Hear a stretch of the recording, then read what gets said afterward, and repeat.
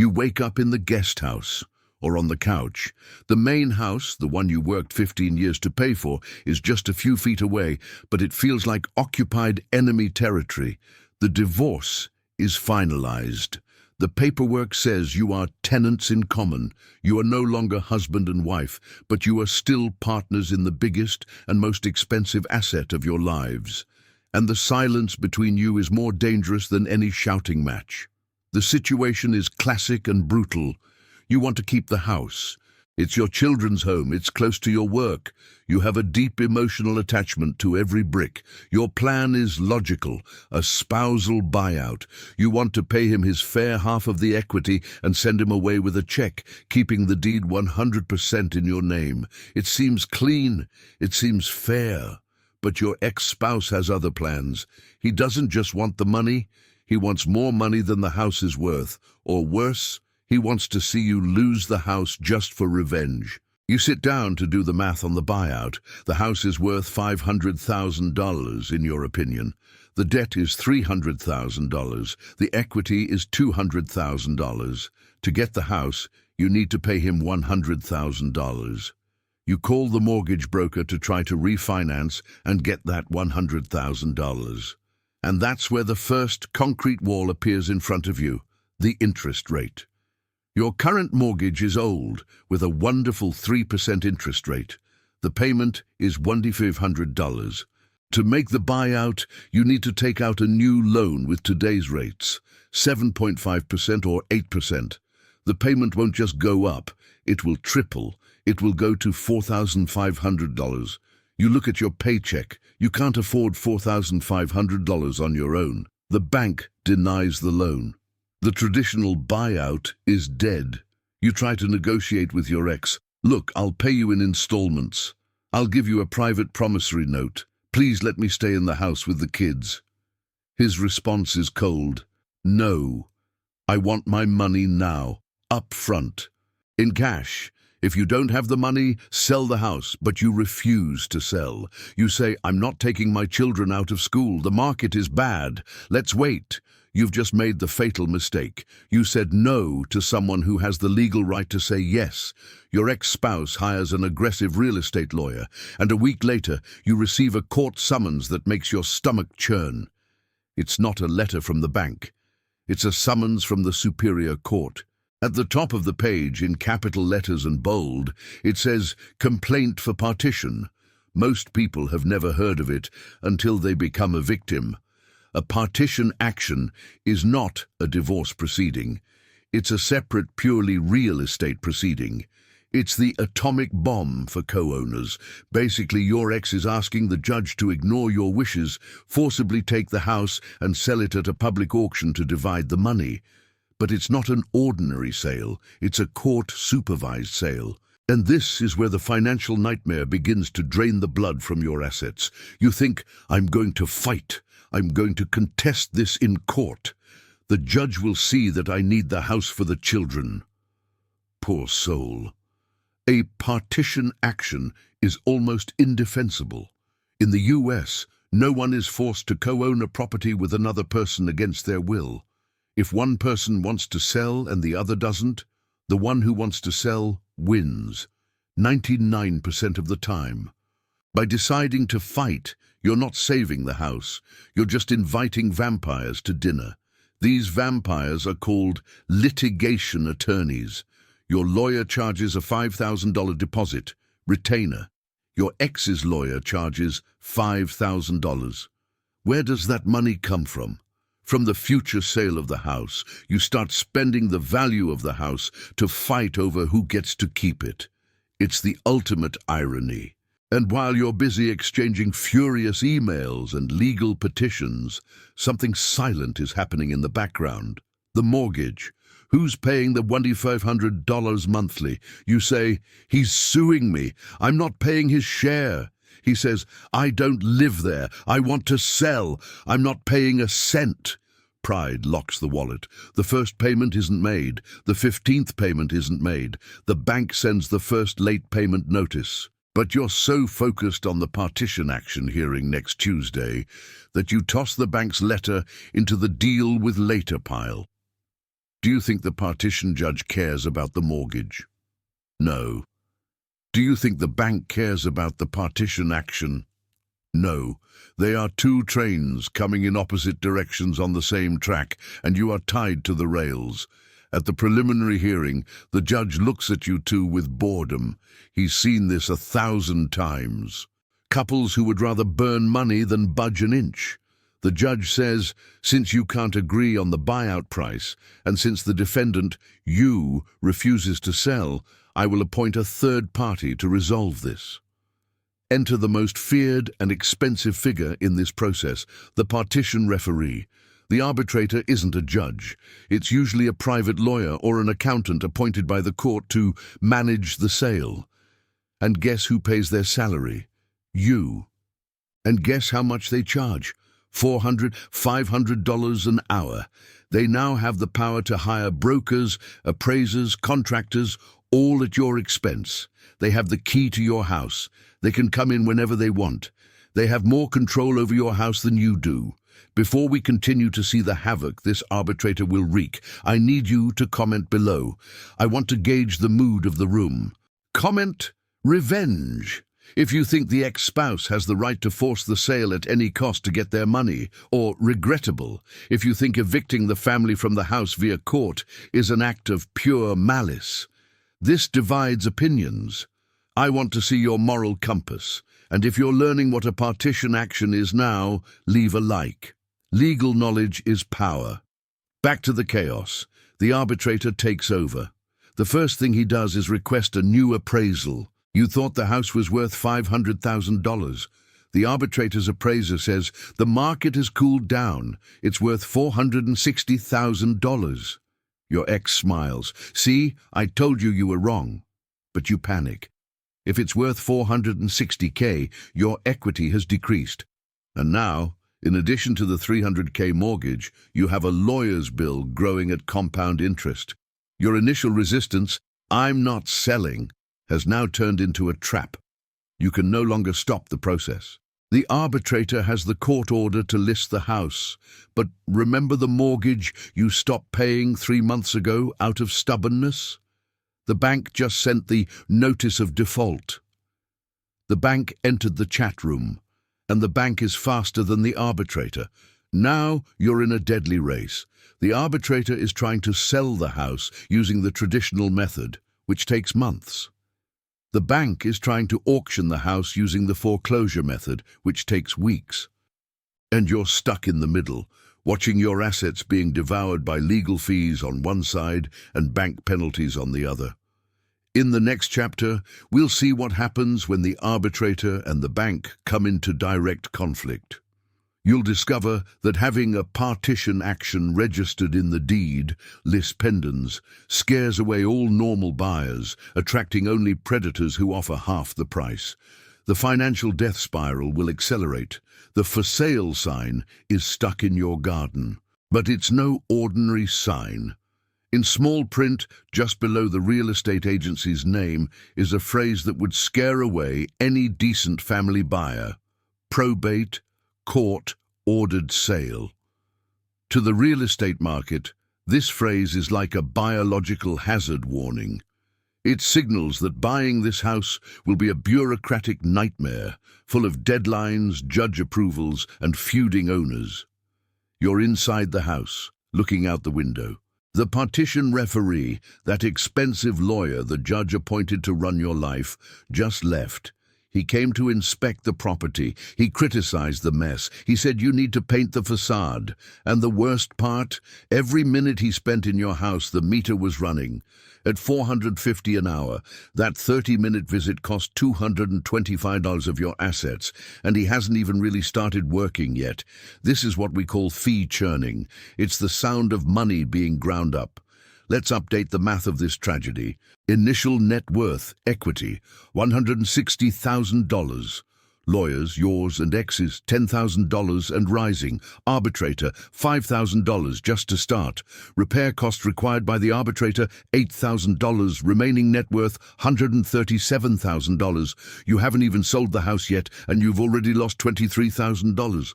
And your ex-spouse? He thinks he's winning. He thinks that by forcing the sale, he'll get his share. He doesn't realize that the lawyers are eating the whole pizza and will leave only the burnt crust for the two of you to split. But the financial problem is just the tip of the iceberg. The real poison is in the county's public records. When your ex-husband initiated the probate process, his lawyer filed a document called lis pendens, pending action. This is a cursed mark on your house's deed. It means there is an active litigation over the property. No normal buyer wants to get involved in that. The Smith family, who want a house to raise their children and have pre-approved financing, see the lis pendens and run for the hills. Their bank won't even approve financing for a house in litigation. Who's left?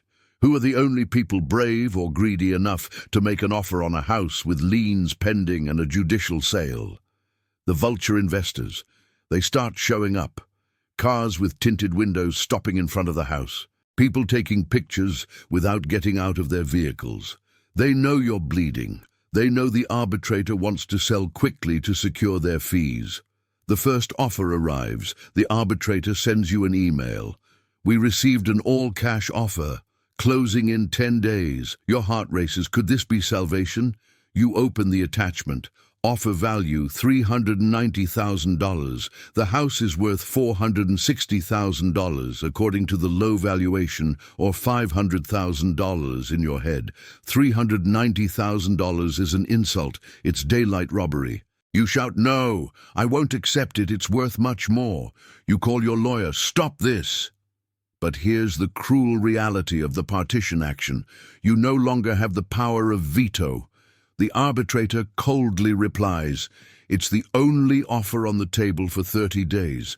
The market is falling. I recommend to the judge that he accept it." The arbitrator doesn't care about your profit. He cares about closing the case and receiving his check. If he sells cheap, he gets paid. If he sells expensive, he gets paid. For him, selling cheap is faster. You're falling into despair. You realize you hired the system to protect you, and now the system is conspiring to impoverish you. You try to talk to your ex. "Look what you've done. We'll lose $100,000 if we accept this offer." But your ex is blinded by hatred. He says, "I don't care as long as you leave the house." It's the kamikaze mentality. Die to kill. Before we see the judge's reaction, I need to make a dramatic pause. Comment below, parasites. If you think the system of lawyers and arbitrators is designed to steal money from families in crisis, or necessary if you think someone has to be paid to resolve the mess the couple created, this real estate litigation industry moves billions. Your money is their fuel. Leave a like if you want more people to know about this trap. While you're battling the arbitrator and the low offer, the elephant in the room wakes up. The bank. Remember, you stopped paying the mortgage during the fight. The bank doesn't care about your arbitrator, your civil judge, or your $390,000 offer. The bank operates under contract law, not family law. The notice of trustee sale arrives in the mail.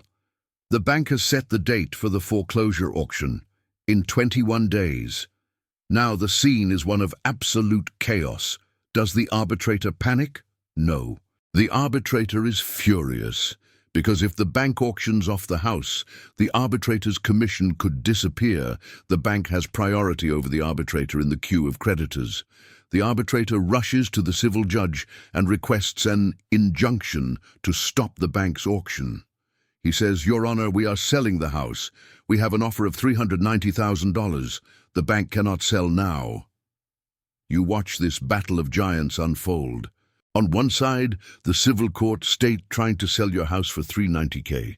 On the other, the bank, federal private mechanism, trying to sell your house at auction for $300K, the value of the debt. And you, who are you rooting for? If the arbitrator wins, you sell for $390K. Math, $390K, sale, $300K, debt, $23K, sales costs, $30K, arbitrator and lawyer's fees. Remaining, $37,000. Divided by two, $18,500 each. You started with $160,000 in equity. Now you're fighting over $18,000. The system devoured 80% of your assets, but if the bank wins and auctions it off, sell for $300K, debt. Leftovers, zero. And the foreclosure stain remains on the credit for 7 years. You're caught between losing almost everything and losing absolutely everything. And in the midst of this crossfire, your ex-spouse finally wakes from their vengeful trance. Their lawyer sends the bill for the month, $4,000. They don't have the money to pay. They call you. Their voice has changed. It's no longer arrogant, it's fear. We need to do something. The arbitrator will sell too cheaply. The bank will take everything. What do we do? Is it too late to apologize? Maybe not. There is a legal emergency exit, a risky maneuver that requires you two mortal enemies to trust each other for 24 hours, to dismiss the arbitrator, cancel the partition action, and sell the house yourselves to an iBuyer, like Open Door or OfferPad, before the bank makes a bid. But this requires dropping the lawsuit, and dropping the lawsuit means paying the lawyers now. In the next chapter, we'll see the desperate coup d'etat attempt against the arbitrator. You'll try to regain control of your own house. But the arbitrator won't let go easily. He'll put a lien debt on the house for his fees before leaving. And you'll discover that firing a court employee is more expensive than hiring one. The phone rings at 11 p.m. You see your ex-spouse's name on the screen. Normally you would ignore it or answer, already recording the call to use in court. But today is different. Today you both stared into the abyss, and the abyss stared back. The abyss takes the form of an $18,000 check for each of you after losing a $500,000 house. You realize that the legal victory is, in fact, shared financial suicide. You answer. The voice on the other end is tired, lacking its usual arrogance. The arbitrator will accept the $390,000 offer tomorrow, he says. If he does, we lose $70,000 in real value, and the bank can still try to block it if we don't pay all the fees. We need to stop this. You agree. For the first time in 2 years, you both agree. Let's fire the arbitrator, you suggest. How? He asks. He was appointed by the judge. We withdraw the lawsuit, you reply, feeling the adrenaline of a desperate plan. If there's no probate process, there's no need for an arbitrator. We make a private settlement, sell the house ourselves, and split the money. It seems simple, but in the legal world, simple is synonymous with expensive. The next morning you call your lawyers. You give the order. Stop fighting. Prepare a stipulation to dismiss. We're going to settle the case. The lawyers remain silent. They hate it. Settlement means the source of monthly fees will dry up, but they are obliged to obey. The document is drafted. You sign it. The request is sent to the judge. Your Honor, the parties have reached an agreement. We request the termination of the proceedings and the dismissal of the partition arbitrator. You feel a sense of relief. We did it. We've regained control. But you forgot to coordinate with the man who has the key to your house. The arbitrator receives notification that he is being fired. He doesn't get sad. He gets professionally vengeful. He's a court official, and nobody fires you without paying the bill. Before the judge can sign the dismissal, the arbitrator files a motion for fees and receiver's lien. He presents his bill. Nomination fee, $5,000 hours worked, 30 hours at $450, $3,500 costs of brokers appraisers hired by him, $2,500 arbitrator's attorney fee. Yes, the arbitrator hired his own attorney to defend him against you. $5,000 total, $26,000. The arbitrator tells the judge, Your Honor, I did my job. I found a buyer. They are trying to circumvent me to avoid paying. I demand that my $26,000 bill be paid before I release the deed to the house, and I will place a lien on the property right now." The judge agrees. "The arbitrator must be paid. The cold water is poured on you. You thought you'd save money by firing him. Now you owe him $26,000 immediately. Do you have $26,000 in the bank?" "No. You're broke from the divorce. The arbitrator knows this." He smiles. He knows the only way he'll get paid is if the house is sold. So he says, "You can't pay me. Great. Then the $390,000 sale goes ahead. I'll close the deal, get my $26,000 from the source, pay the bank, and give you the rest." You're back to square one. The arbitrator is still in charge, but now you have a new enemy, time. The bank's auction, foreclosure, is in 14 days. The arbitrator's sale, $390K, takes 30 days to close, traditional escrow. Do you see the problem? The bank will sell the house on the 14th. The arbitrator's sale only closes on the 30th.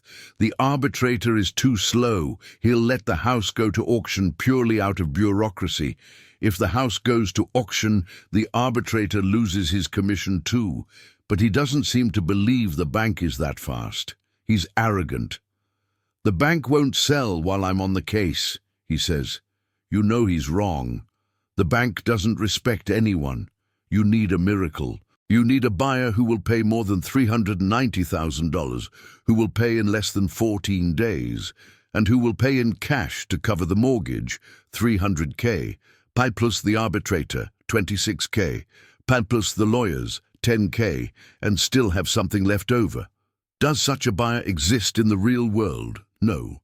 Nobody closes a house purchase in 10 days with litigation involved, unless the buyer isn't human. Do you remember those internet ads? OfferPad, Open Door, Zillow offers, back when they existed. The so-called iBuyers, algorithmic instant buyers. They don't do lengthy background checks. They don't need bank approval. They use an algorithm. You type in the address, send photos, and they make an offer within 24 hours. It's the last card, the Hail Mary. You and your ex sit together in front of the computer. A bizarre scene. The two enemies, side by side, uploading photos of their living room to the website of a giant tech corporation. "Please, algorithm," you whisper. "Be generous." You send it. The response arrives the next day. iBuyers offer $440,000. Service fee, 5%, $22,000. Net, $418,000. Let's compare. Arbitrator sale, $390,000 gross. iBuyer sale, price $418,000. Net of service fees, but still has to pay mortgage and arbitrage fees. The difference is almost $30,000 more in your pocket. And most importantly, closing date 7 days. They managed to close before the bank auction. You feel a glimmer of hope. It's salvation. You rush to the judge with the iBuyer's offer in hand. "Your Honor, we have a better offer. $440,000. Closes in 7 days. Pays the arbitrator in full. Pays the bank. Saves our assets." The judge looks. It makes sense. It's better for everyone. He turns to the arbitrator. "Mr. Arbitrator, any objections?" The arbitrator frowns. He doesn't like losing control. He wanted to close with his buyer, maybe a broker friend of his, but there's no arguing with math. "No objections, Your Honor," says the arbitrator reluctantly, "provided my $26,000 is paid at the closing table." "Granted," says the judge. "The partition process is suspended to allow for the private sale to the iBuyer. You have 7 days. The race has begun. You have 7 days to passing the iBuyer's lightning inspection. They send someone just to check if the house is still standing. Obtain the bank's payoff letter. Obtain the referee's release. Sign everything and receive the money before the auction hammer falls on the 14th. But, as in every good nightmare, the devil is in the details. When the iBuyer inspector arrives, day 3 of the countdown, he doesn't look at the decor, he looks at the structure. He sees a stain on the master bedroom ceiling, Active water infiltration, he says. He climbs onto the roof. Broken tiles. Needs a new roof. The iBuyer algorithm is instantly updated. The email arrives. Offer review. Due to the necessary roof repairs, the offer has dropped from $440,000 to $425,000, and they require you to sign a mold liability waiver. The math gets tough again. $425,000, new price.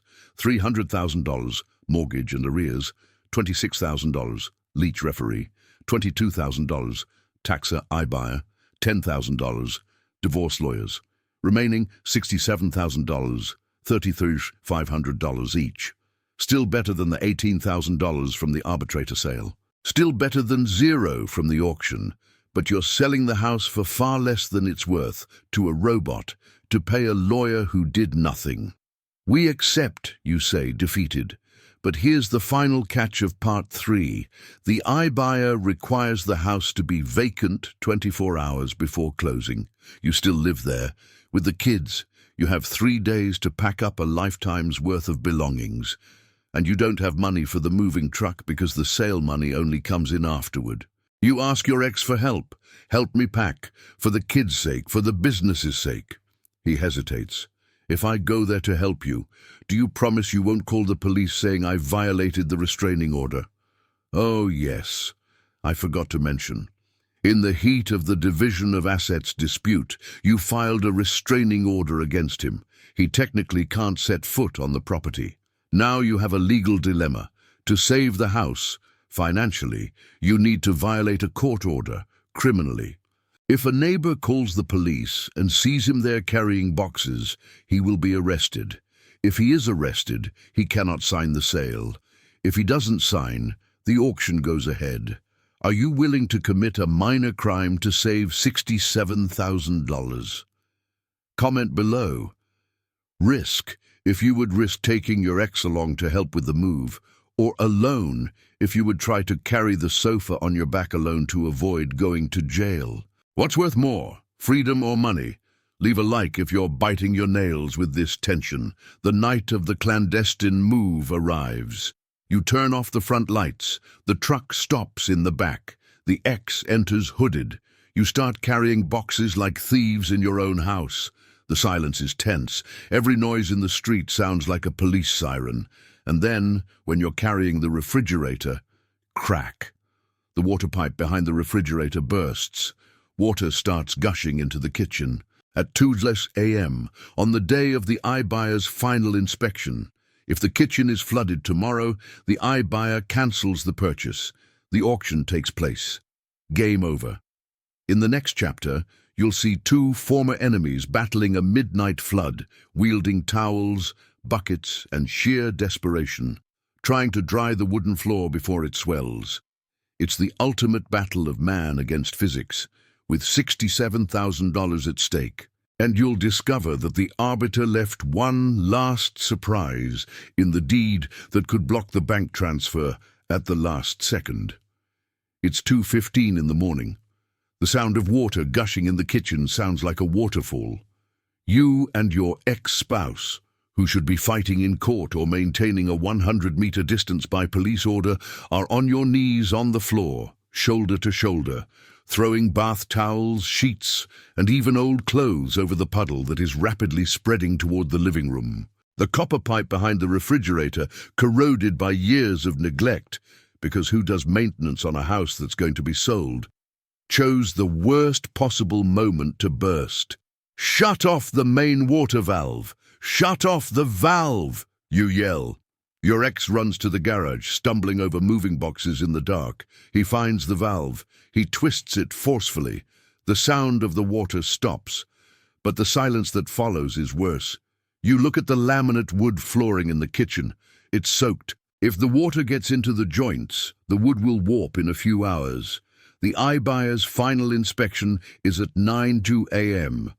If the inspector sees the warped floor, he cancels the purchase, or asks for a $10,000 discount. You don't have $10,000 of margin. You're already scraping the bottom of the barrel. The most desperate cover-up operation of your life begins. You grab hairdryers, you turn on fans, you frantically mop. You who hated each other 24 hours ago now work in perfect sync, united by financial terror. At 5 a.m., the floor is dry to the touch, but the edges of the floorboards are slightly raised. It's subtle but visible if you look against the light. You exchange a knowing criminal glance. "Put the dining room rug here," he says. "But it doesn't match the kitchen," you reply. "It doesn't matter. It hides the floor." You drag the rug. It covers it perfectly. Have you just committed non-disclosure of material fact? Maybe. But morality is a luxury that someone about to lose their house at auction can't afford. The sun rises. You're exhausted, dirty, with deep dark circles under your eyes. The unlicensed moving truck has already left. The house is empty, except for the strategically placed rug in the kitchen. You leave through the back to avoid the inspector seeing you together. Remember the restraining order? You wait in the car, on the corner, biting your nails. The iBuyer's car arrives at 8:55 a.m. A young man, tablet in hand, gets out. He types the code into the electronic lock. He enters. The minutes pass like hours. 10 minutes, 20 minutes. He leaves. He looks at the roof, the one that already lowered the price. He types something on the tablet and leaves. The email arrives on your phone. Inspection completed, approved. Condition, deep cleaning, $500 deducted at closing. He didn't lift the carpet.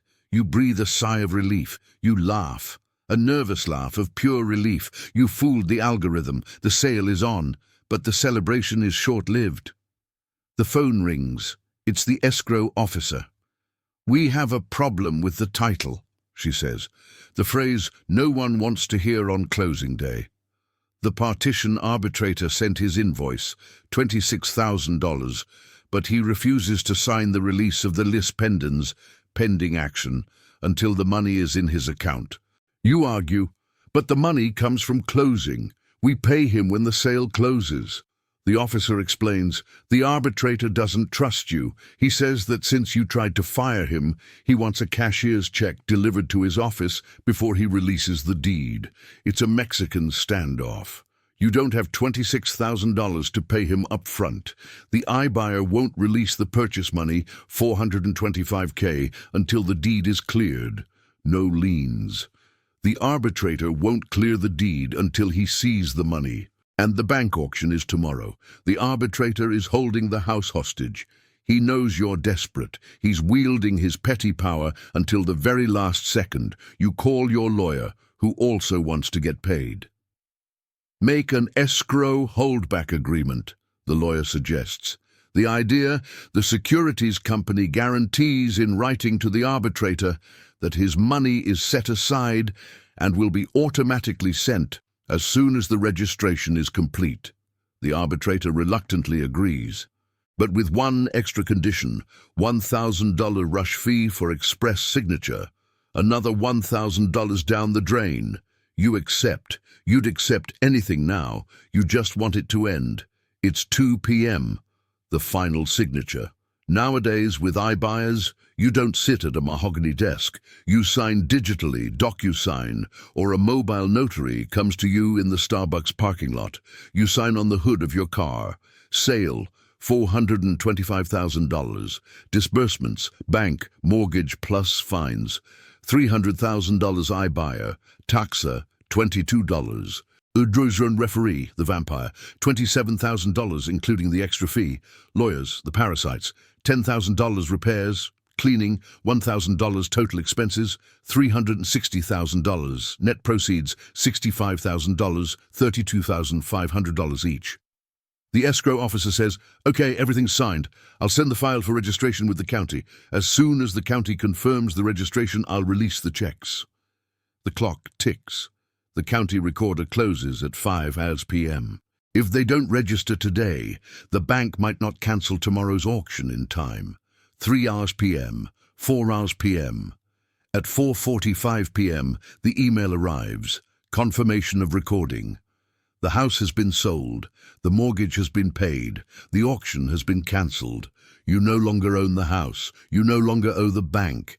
You're just two tired ex-spouses sitting in a parking lot waiting for a check. But before I tell you the final twist that will make you want to tear up that check, I need a quick interaction.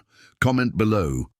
Carpet, if you think hiding the floor defect was brilliant, or fraud, if you think they should have been honest and paid the fine. Real estate ethics are grey areas. What's your color? And if you're enjoying this financial thriller, make sure notifications are on. The ending will surprise you. 2 days later, you go to the title company office to pick up the check. You're dreaming about those $32,500. You'll pay off your credit card, put a down payment on a small apartment, breathe a sigh of relief. The receptionist smiles and hands you an envelope. You open it. There's only one check, amount $65,000, made out to your name and your ex's name. You look at the check. There's the word "and" between the names, not "or." In the American banking system, a check with "and" requires both parties to be present at the bank, with identification to sign the back, endorsement, in front of the teller. You freeze. To withdraw that money, you need to find your ex again. You need to go to the bank with him. And worse, the bank won't split the check into two cash amounts on the spot. They'll ask you to deposit it into a joint account. But you close the joint account on the day of the divorce. You don't have a joint account. You hate each other. You have a restraining order prohibiting contact. And now you have a $65,000 check that neither of you can cash alone. You call him. The check came with it. He curses. "I need the money today. I have gambling car rent debts coming due." "Me too," you say. "Meet me at the downtown Bank of America in 30 minutes, he says. "I can't, the restraining order." You remind him. "Want my money?" You meet at the bank. The tension is palpable. The security guard looks suspicious. You go to the teller. You sign the back of the check. The teller says, "Since you don't have a joint account, I can only deposit into one of your accounts, and then that account holder can write a cashier's check to the other. But the deposit takes 2 business days to clear." The final dilemma: who will hold the $65,000 in their account for 2 days? Do you trust him to pay you half later? Does he trust you? If the money goes into his account, he could disappear. He could spend it. The government could seize it if he owes taxes or alimony. If it goes into yours, he thinks you're going to steal from him. There you are, divorced, house sold, debts paid, but paralyzed at the teller window, fighting over temporary possession of the money meant for salvation. The teller asks impatiently, "Gentlemen, who will be the account holder?" You look at each other. The hatred returns in full force. "Not even if I die would I leave it in your account," he says. "Then tear up the check," you challenge. In the next and final chapter, the outcome of this war, how to resolve the joint check impasse, and the surprise arrival of IRS Form 1099-S, which will reveal that even selling the house without actual profit, you may owe taxes on fictitious capital gains due to the depreciated cost base. Uncle Sam always laughs last. The scene at the bank is worthy of a thriller. You and your ex-spouse are seated at the manager's desk, a bespectacled woman who looks at you with a mixture of pity and impatience. The $65,000 check lies motionless on the desk, like a radioactive artifact. The manager explains the only possible solution.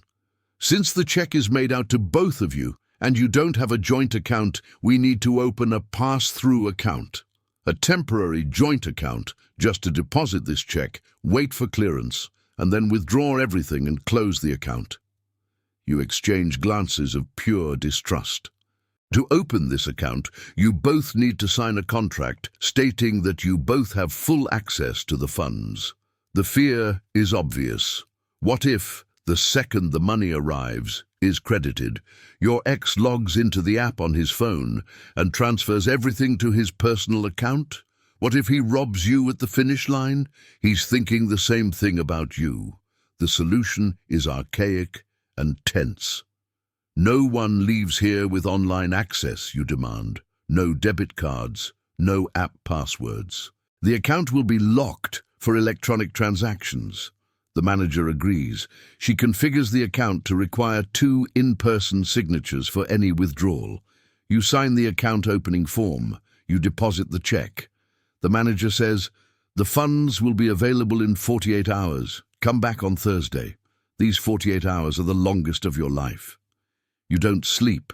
You check your email every hour, expecting some kind of fraud alert. You imagine your ex forging your signature. Paranoia is the residual cost of litigation. You've destroyed trust to such an extent that you can't even split the profits without supervision. Thursday arrives. You return to the bank. The silence is absolute. You sit down in front of the manager. "The money is available," she says. "We want 2 cashier's checks for $3,500 each, and the immediate closure of the account," you say in unison. The bank's dot matrix printer makes that characteristic zzz, zzz sound. She places 2 checks on the table, one for you, one for him. You take your paper, he takes his. There is no handshake. There is no good luck. There is no thank you for cleaning up the flood with me. There is only the desperate desire to never see that person's face again. You leave the bank. He turns left, you turn right. It's over. You get into your car. You look at the $3,500 check. You start to cry. Not from joy, but from exhaustion. You mentally calculate what you've lost. The house was worth $500,000 at its peak. If you had sold amicably on day 1 of the divorce, without lawyers, without an arbitrator, without iBuyer, without emergency repairs, sale, $500K, debt, $300K, costs, $30K, profit, $170,000, $85,000 each. But you chose war. You chose the partition action. You chose the impossible buyout. The cost to your pride was $50,500 each, $85K, $32.5K. You burned over $100,000 in family wealth to feed the legal system and real estate algorithms. You think, at least the nightmare is over. But months later, tax season arrives. You receive Form 1099-S for the sale of your house. Gross sale, amount $425,000. The government, IRS, wants to know your profit. "But I only made $32,500, you tell your accountant. The accountant adjusts his glasses and delivers the bad news. For the IRS, it doesn't matter how much you pocketed. What matters is the sale price minus the purchase price. Cost basis. If you bought the house a long time ago for $300,000, the taxable profit on paper is $125,000. Normally, there's a $250,000 exemption for primary residence, Section 121 exclusion. But remember, you moved out of the house 2.5 years ago because of the restraining order and divorce? To qualify for the exemption, you need to have lived in the house for 2 of the last 5 years. You're on the edge. If the day count is off by a week, you lose the exemption. You spend weeks digging through old utility bills to prove to the IRS that you lived there until date X. The stress returns. The ghost of the house continues to haunt you. The final lesson. The story ends with you in a rented apartment with $32,000 in your savings account, which will quickly disappear with rent and new furniture. You learned that a partition action is the only lawsuit where everyone loses except the lawyers. It's a tool for mass asset destruction. You learned that trying to buy out your ex-spouse's share without having cash on hand is financial suicide in times of high interest rates. If you had swallowed your pride at the beginning, if you had agreed to sell sooner, you would have $85,000 in your pocket and 2 more years of life. The house won, the bank won, the arbitrator won. You survived. And sometimes surviving is the only victory available. I want to end this series with a question for you, survivors who have watched this far. Comment below. Pride. If you think that in the heat of the moment you would have done the same thing and fought to the end, or reason, if you believe you would have the composure to sell everything on the first day. It's easy to say now, but in the heat of the moment, do we really think? This series was a warning. Share it with anyone who is separating. You could save their retirement. Subscribe to the channel now. Because in the next video, we're leaving the world of divorces and entering the dark world of squatters, intruders. What happens when you come back from vacation and find a family living in your house with a fake rental agreement, and the police say it's a civil matter and they can't remove them? Spoiler, you'll have to pay them to leave. Welcome to Squatter Nightmare. Until next time.